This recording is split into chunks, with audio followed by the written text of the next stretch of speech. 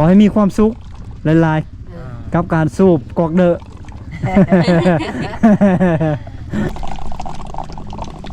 ดังกรอกแล้วเนาะแม่นเรียกกอกเดอะเรียกกอกเดอะอย่าเทียบอ๋อ นี่ว่าตัวนี้ก็ปิ้งตับกันปิ้งไก่เนาะโอ้ตัวนี้ตับเนาะไก่ไม่อยากเข้าคลิปมันนะย่านแขกคนตีโดย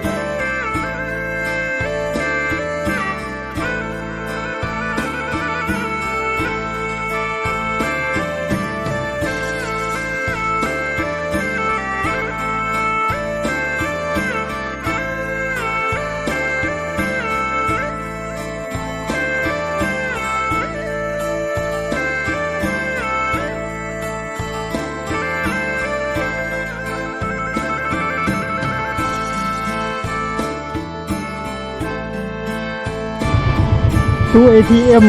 เมืองเตาเอ้ยนี่มีแต่ตู้เดียวได้ตามทางแม่ค้าอยู่ตลาดแบบว่าเป็นตู้ของธนาคารส่งเสริมเกษตรกรรมหรือว่าเกษตรกร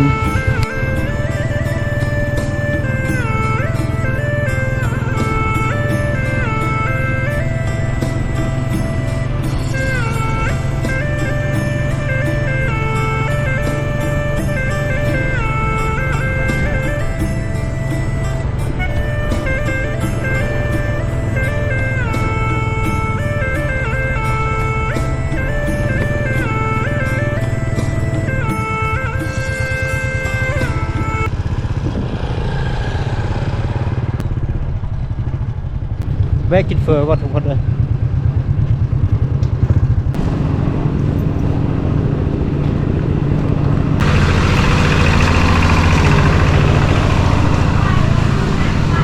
ขายยังไงผู้สาวปิ้งยังอันนี้นะปิ้งตับอันนี้ก็ปิ้งตับเหรอ เยอะว่าตัวนี้ก็ปิ้งตับกันปิ้งไก่เนาะโอ้ตัวนี้ตับเนาะไก่ขายยังไงอยู่หามเฟอร์น้ำบ่โอ้มีเฟอร์มีข้าวเปียกแล้วก็มียังข้าวยังข้าวขาหมูโอ้หานเจ้าเองวันนี้หรือว่ามาขายช่วยเพิ่นหานยาอ๋อเดี๋ยวเอาเฟอร์ให้อ้ายถ้วยหนึ่งเด้อโอ้วันนี้คักเนาะทางนี้เว้ยทางนี้ละ ฮะมันเย็นเนาะอันนี้เทิงมันเย็นโอ้ใช้คู่หนึงไปใช้เลย เนื่องจากว่าอยากเข้าคลิปมันได้มันหนังมีสิวไหล น้ำมีซิวหลายเนาะ ถ้าเป็นหนังงามๆยังเสียงเข้า อ๋อ ปุ๊กไว้คันนี้เนาะ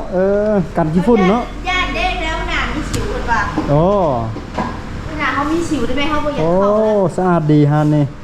ปุ๊กไว้กันฝุ่นเนาะ แม่นเดี๋ยวปกไว้เบิดถูกอย่าง โดยโอ้ ย่าน เซฟตี้ ย่าน ดี แขกคนตี โดย แขกมาย่านคนตี ดีคักโอ้ไปหลายบ่อนฮะก็เห็นห้านเดียวเลยแม่ เข้า เอ แก่ อ เข้าแก่ สะอาดดีฮะนี่ ปุ๊กป้องกันฝุ่นอย่างดีตัวหนึ่ง40,000กีบเป็นเงินดอลลาร์สหรัฐ 1.8 ดอลลาร์เว้ย3 บักไงถ้าเป็นเงินบาทไทยก็63 บาทก็พอกินได้ทวงใหญ่เพราะว่าสิเบิร์ดอยู่บ่กินเด้มากินนำกันทุกคนไหมอิ่มเรียบร้อยบัดนี้ทุกคนนี่น้ำนี่ก็5,000พอดีเป็น45,000กีบส่วนตัวนี้มันเมนูอาหารเพิ่นเด้อนี่เด้อดิมาบ่จักแนวสั่งก็เบิ่งตามนี้แล้วนี่เพียบเลยดิมี2 4 6 8 9เมนูปิ้งนี่ก็มีนี่ปิ้งนี่ก็มีหลายเมนูอยู่ปิ้งนี่ปิ้งตับปิ้งไก่ปิ้งหมูปิ้งหยังเนาะขายดีอยู่บ่แต่ละมื้อนะเดินทางต่อบัดนี้ทุกคนการเอิ้นลูกค้าของพ่อค้าแม่ค้าชาวเวียดนามเนาะบรัดได้มาขอโอนเงินนำเพิ่นอยู่ฮานนี่แหละ300,000กีบเนาะโอนเงินให้เพิ่นเป็นบัญชีและเพิ่นเอาเงินสดให้บรัด300,000กีบเพราะว่าตู้กดอยู่นี่น่ะมันมีแต่ตู้ของธนาคารส่งเสริมเกษตรกรรมเนาะบรัดใช้บัญชีการค้าก็เลยกดบ่ได้ก็เลยมาขอโอนนำเพิ่นเนาะเพิ่นบ่าวนำเลยได้ปกติก็เขาจะเอาแต่ 5,000 กีบเนาะชวนฮานทั่วไปแต่เขาเอา5,000 กีบแต่ว่าฮานนี่เพิ่นบ่าวนำเพิ่นบ่าวก็ยาวเนาะโอนไลน์จังสิเอาเนาะนี่แหละคือหัวการค้าการดึงดูดลูกค้ามาเนาะทุกคนเนาะเอาเดินทางกันต่อบัดนี้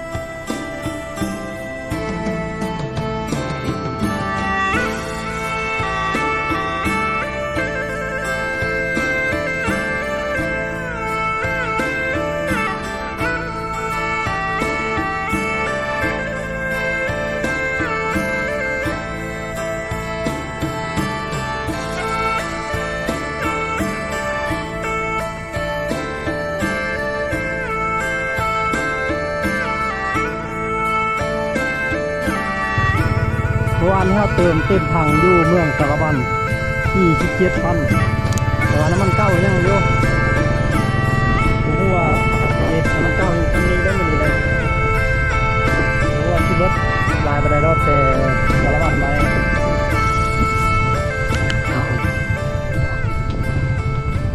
มีแต่คนงามๆใส่น้ำมันให้อ้ายเนี่ยคนงาม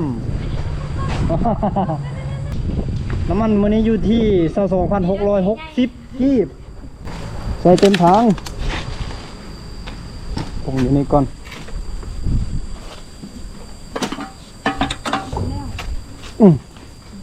อย่ามันบ่ฮอดเมืองนองจะซื้อหยัง ไก่ เก่าอ่ะ ไก่ ซื้อไก่เอาเลยซื้อคือแฟนเก่าเลย ก็ยอกส่วนเก่าส่วนหรือว่าดีเซลดีจะอยู่ที่ 18,140 กีบต่อ1 ลิตรเต็มถัง 40,000 กีบได้ลิตรป่าย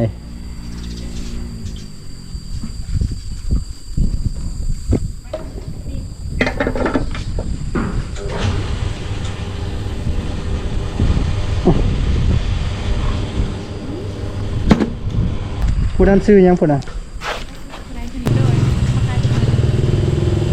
เอาให้เป็ด ขอบใจเด้อ ขอบก็เด้อสวัสดีเด้อ ขอบใจเด้อ โดย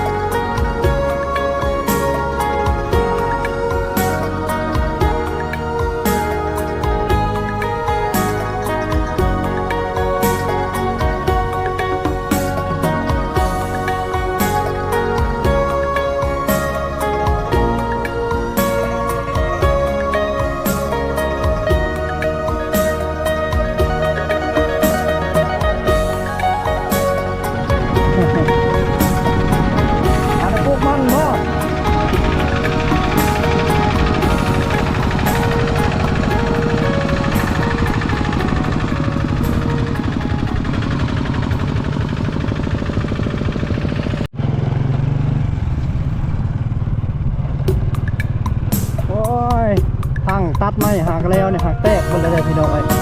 รถน้ำเที่ยวหลายโพด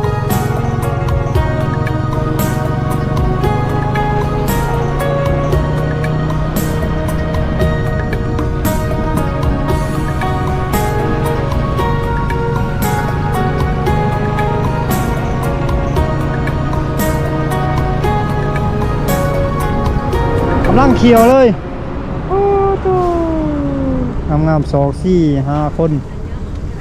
อันนี้จักเดือนแล้วนี่ได้ระบบ2นี่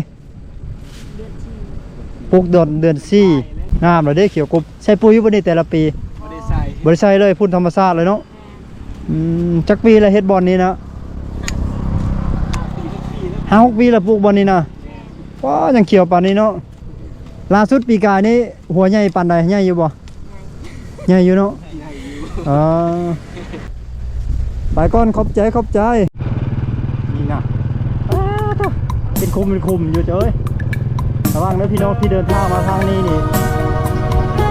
อย่าเล่นว่ายลายแถวนี้ตลายแห้งสลายมันก็ดีแต่ว่ามันแตกมันเกียร์บดเดียวเสียรักย้อนในรถจากรถโอ้ทำไมเนี่ยฝนตกเลยอากาศเย็นครับเลยทุกคนเลย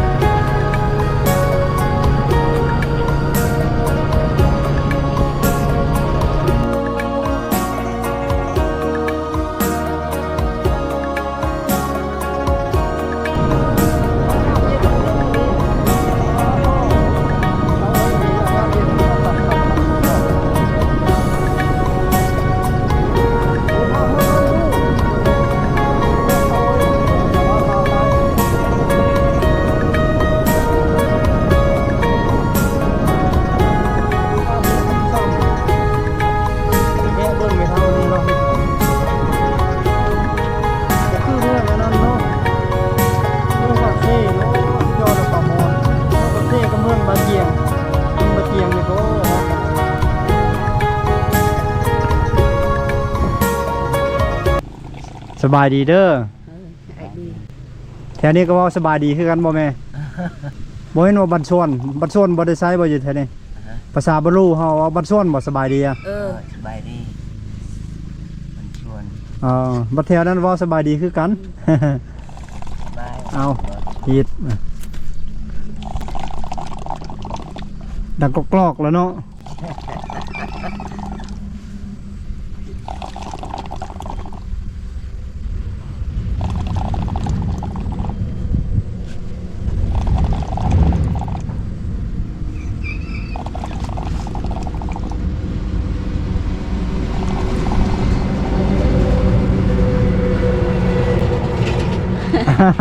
โอ้ยหาจากลองมาได้เนาะ